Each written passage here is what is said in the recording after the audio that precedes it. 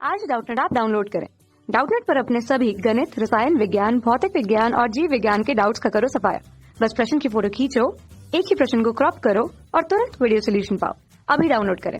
Hello dear student, आज का हमारा प्रश्न है जब अवाष्पशील विलेय को विलायक में मिलाया जाता है तब विलयन का वाष्प दाब घटता है। और कारण है जैसे विलायक के अणु सतह कम हो जाते हैं तो विलयन का वाष्प दाब भी क्या हो जाएगा, कम हो जाएगा।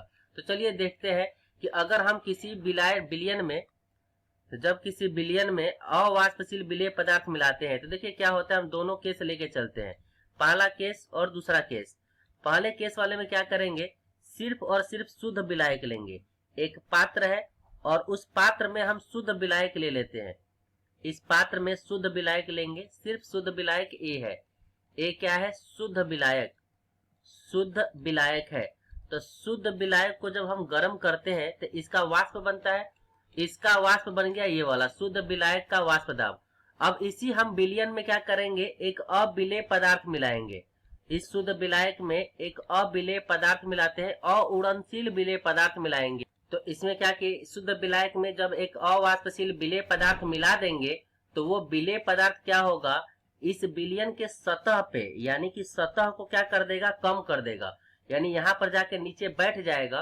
तो विलेय के कण जब यहाँ पर बैठ जाएंगे तो विलायक के जो अणु थे उनके सतह को क्या हो गया, उनके विलायक के जो कण होंगे उसको कम ताप मिलेगा। यानी उनके जो विलायक के कण है वो कम पलायन करेंगे पहले की तुलना में। यानी पहले अगर 100 अणु पलायन करते थे, मान लेते हैं कि अगर सतह पर 100 अणु पड़ता है तो 100 अणु क्या होंगे, पलायन होंगे और इसका वाष्प बनेगा।